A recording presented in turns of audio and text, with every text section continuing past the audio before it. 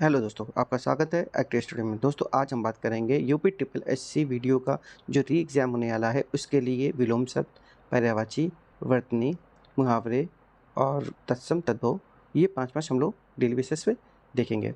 और next video से मैं उपसर्ग और प्रत्यय भी कराऊँगा। ठीक है? चलिए स्टार्ट करते हैं। पहले देखेंगे अभिक। अभिक का होता है विलोम शब्द होता है अनभिक। अभिक माने होता है क्या? जानकार, जो जानता हो उसे अभिक बोलते हैं, और जो ना जानता हो, जिसे जानकारी ना हो, उसे बोलते हैं अनभिक बोलते हैं। ठीक है? चलिए पढ़ते हैं आगे। हमारा दूसरा है अपसरण। अपसरण का विलोम शब्द होता है अभिसरण। अपसरण माने होता है पीछे हटना। पीछे हटने का विलोम शब्द क्या होगा? आगे बढ़ना। आगे बढ़ने का मतलब होता है अभिसरण। ठीक है? अपसरण का अभिसरण। अपसरण माने होता है पीछे हटना, अभिसरण माने होता है आगे बढ़ना। ठीक, चलिए तीसरा देखेंगे बाएं। बाएं माने होता है बाहरी। बाहरी का विलोम क्या होगा? वो होता है भीतरी या अंदर का। ठीक है? तो उसे कहते हैं अभ्यंतर। अभ्यंतर माने क्या होता है? भीतरी होता है। ठीक है? देखिए, मीनिंग इसलिए बताता हूँ ताकि आपको पता हो उसका मीन क्या है, याद करने में थोड़ी आसानी होती है। चलिए अब देखेंगे चौथा। तो चौथा क्या है? स्थावर। स्थावर का होता है जंगम। क्या होता है विलोम शब्द? जंगम होता है। तो स्थावर मतलब होता क्या है? जो एक स्थान से दूसरे स्थान पर लाया ना जा सके। ठीक है? जो एक स्थान से दूसरे स्थान पे लाया ना जा सके, उसे स्थावर कहते हैं। ठीक है? और जंगम क्या? तो जिसे कहीं भी ले जाया जा सके। जैसे क्या? जैसे पहाड़ है, ये पहाड़ है, तो पहाड़ को क्या एक जगह से दूसरी जगह पे ले जा सकते हैं? नहीं ले जा सकते, मगर इसका एक टुकड़ा है, इसको उठाकर कहीं भी ले जा सकते हैं। तो जो पहाड़ है ना, वो स्थावर हो गया। मैं बस याद करने के लिए बता रहा हूँ। उसका जो पत्थर हो गया ना, इसे तुम कहीं भी ले जा सकते हैं, तो ये जंगम हो गया। ठीक है? तो आपको बस याद करना है। ठीक है? चलिए बढ़ते हैं पाँचवें की तरफ। तो पाँचवा हमारा विलोम शब्द है दृष्ट। दृष्ट का क्या होता है? विनम्र होता है और विनीत होता है। ठीक है? अब देखो दोस्तों, इस पीडीएफ का जो लिंक है ना, मैंने डिस्क्रिप्शन में दे रखा है, वहाँ से डाउनलोड कर लेना आप। लिखने की कोई ज़रूरत नहीं है। ठीक है दोस्तों? चलिए अब हम देखेंगे पर्यायवाची। 5 पर्यायवाची भी देखेंगे। तो देखिए, सबसे महत्वपूर्ण है पर्यायवाची। आधे लोगों को याद ही नहीं होता है। ठीक है? कन्फ्यूज़ हो जाते हैं ये किसका है। चलिए आग का देखेंगे हम लोग। आग का अग्नि होता है, ये तो सभी को पता है, हम लोग बचपन से पढ़ते आए हैं। अग्नि और अनल, ये दोनों हम लोग को याद रहते हैं बचपन से कि आग का अग्नि और अनल होता है। ठीक, देखिए फिर देखिए कृषाणु होता है, दहन होता है, धूमकेतु होता है, वायु सखा होता है। अब देखो, अब देखते हैं। ठीक, जो याद करने के लिए कुछ चीज़ें देखते हैं। अगर ये धूमकेतु है, ठीक है? ये एक पत्थर होता है, धूल से वर्ष मिला हुआ मतलब पत्थर टाइप का होता है। जब ये पृथ्वी पे आता है, तो ये जलने लगता है घर्षण से। तो मान लीजिए ये कोई खेत है, ठीक है? मान लीजिए कोई ये खेत है आपका, कोई खेत है किसी चीज़ का, ठीक है? ये खेत है पूरा, और यहाँ पे ये गिरा आके, ठीक है? तो यहाँ पे अगर ये गिरा, तो ये खेत जलने लगेगा क्योंकि ये जल रहा होगा, ठीक? तो जल रहा होगा। और अगर ये वायु ऐसे, हवा ऐसे चल रही, इधर की ओर चल रही, तो ये खेत इधर जलता हुआ चला जाएगा कि नहीं चला जाएगा? तो मुझे ये पता चलता है कि आग का दोस्त कौन है? वो कौन है? वायु है, ठीक है? तो कौन है? वायु, क्योंकि ये और तेज़ी से खेत जलेगा इधर की ओर, ठीक है? कुछ भी होगा तो जलने लगेगा। तो हमें ये पता चलेगा कि आग का दोस्त कौन है? वायु है। वायु मतलब वायु सखा है, ठीक है? इसीलिए वायु सखा कहा गया है। जो खेत था, ठीक है? तो ये जल रहा होगा, तो जलने का मतलब क्या है? दहन हो रहा होगा इसका। तो दहन माने क्या होता है? जलना होता है। देखिए मैं याद करा रहा हूँ सिर्फ़ आपको, ठीक है? धूमकेतु मान लीजिए गिरा जलता हुआ, मैं सिर्फ़ याद करने के लिए आपको बता रहा हूँ। तो ये खेत जलने लगा और वायु ऐसे चल रही है तेज़ी से, ठीक? तो ये खेत और तेज़ी से जलने लगेंगे इधर वाल, तो जलने लगेंगे, तो इससे मुझे हमें पता चल गया कि वायु का दोस्त कौन है?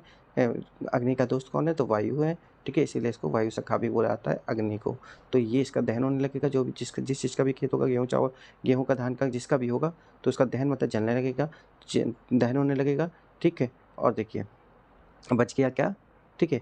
तो अग्नि भी हमें याद हो गया, अनल भी याद हो गया, धूमकेतु भी याद हो गया, वायु सखा भी याद हो गया और दहन भी याद हो गया। दहन माने जलना भी। अब बच गया क्या? कृषाणु। कृषाणु माने क्या होती है? आग। आग और चीता। कृषाणु मतलब होता है आग का भी पर्यायवाची है और चीते का भी है। चीते को भी बोलते हैं। तो देखो चीते में भी, चीते का कलर कैसा होता है? हल्का येलोइश होता है, ऑरेंज टाइप में होता है ना हल्का-सा। तो वो भी देखो आग के कलर का होता है। ठीक है? तो उससे आप याद कर सकते हैं कृषाणु मतलब क्या होता है? चीता भी होता है, आग भी होता है। ठीक? चलिए। रात्रि। ठीक है। रात्रि का पर्यायवाची सारी लड़कियों के नाम पर है, ठीक है। तो आप ऐसे याद कर सकते हैं। रजनी हमको बचपन से पढ़ाया गया, निशा भी पढ़ाया गया, निशा से निशी बनी है, ठीक है। विभावरी, विभावरी देखिए विभावरी मतलब होता है तारों भरी रात। एक रात ऐसी होती है जिसमें तारे खूब सारे निकले होते हैं, देखते हैं ना। अब तो यार यहाँ पे शहरों में नहीं पता चलता है कि रात कैसी होती है, और जी गाँव में जब लाइट की व्यवस्था उतनी नहीं थी ना, लाइट नहीं आती थी, असली मज़ा वहीं तारों का होता था। अगर आप गाँव से बिलॉन्ग करते हैं तो आपको पता होगा कि कैसी रात हुआ करती थी वहाँ पे, मज़ेदार हुआ करती थी, तारों वाली रात, ठीक है। चलिए, विभावरी कैसी होती है? तारों वाली रात को कहते हैं विभावरी कहते हैं। देखिए तमिश्रा किसे कहते हैं? तमिश्रा अंधेरी रात होती है, ठीक है। हम लोगों को तो यहाँ पता नहीं चलता, पर गाँव में सच में पता चलता था। अंधेरी रात में टॉर्च लेके जाना, ठीक है, कहीं पर भी। चलिए, तो रात्रि का हमें याद हो गया, ठीक है। तो रजनी, विभावरी, निशा, निशी, निशा और तमिश्रा, ठीक। चलिए आगे बढ़ते हैं। देखिए मृगेंद्र, मृगेंद्र, ठीक है। मृगेंद्र होता है शेर का पर्यायवाची को, शेर को ही बोलते हैं मृगेंद्र बोलते हैं। तो इसका पर्यायवाची देख लेते हैं कौन कौन सा होता है। केहरी होता है, शार्दुल होता है, सिंह होता है, नखायुध होता है, नाहर होता है, केसरी होता है, ठीक है, हरि होता है, वनराज होता है, मृगराज होता है, शेर होता है, पुंडरीक होता है, व्याघ्र होता है, पंचानन और केसी। देखिए कुछ चीज़ें तो हमें याद ही करनी पड़ेगी, और मैं कोशिश करूँगा कुछ चीज़ें आपको ट्रिक वाइज लर्न करा दूँ, ठीक है। तो कुछ चीज़ें हम देखेंगे। चलिए इसको भी थोड़ा ट्रिक वाइज ही याद करने की कोशिश हम करते हैं। मान लीजिए ये पेड़ है, ठीक है, ये पेड़ है,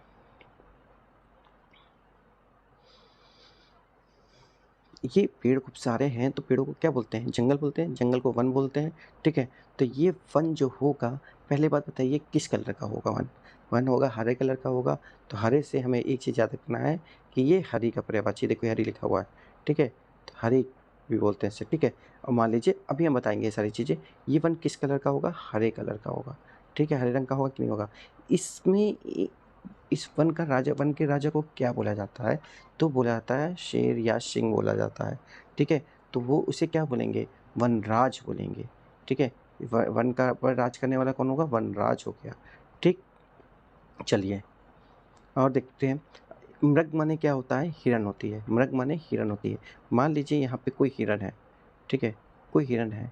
तो ये हिरन पे कौन राज करेगा यहाँ पे? जंगल में तो हिरन भी होगी भाई, तो हिरन पे कौन राज करता है? तो वो करता है कौन? आपका शेर करता है। तो शेर को भी क्या बोलेंगे हम लोग? मृगराज, मतलब हिरन पे राज करने वाला, ठीक है। तो आप अगर हिरन को मार के खाता है, ठीक है, मारता कौन है? उसका शिकार कौन करता है? तो वो शेर करता है। तो कैसे करेगा? पहले देखिए इमेजिन करिए, वो अपने नाखून से या अपने पंजों से उस पर अटैक करेगा। किसके ऊपर? हिरन के ऊपर करेगा, और फिर उसे मारेगा, ठीक। आप जो कह रहा हूँ वो सुनते रहना, अभी मैं याद कराऊंगा ये सारी चीज़ आपको, ठीक है। चलिए अब हम बात करते हैं कि जितनी चीज़ें हमने बात बताई उतनी इसका मतलब क्या है। देखिए वन था, जो वन था जंगल था, किस कलर का था? हरे कलर का था, हरे से हरी हो गया। और वन का राजा कौन था? वनराज था। सिंह जो शेर था वो राजा था, ठीक। तो उसे क्या बोलते हैं? वनराज बोलते हैं, ठीक है। और मृग, हिरन पे राज कौन करता है? शेर करता है ना, तो उसे मृगराज भी कहा जाता है। शेर तो आपको पता ही है, ठीक।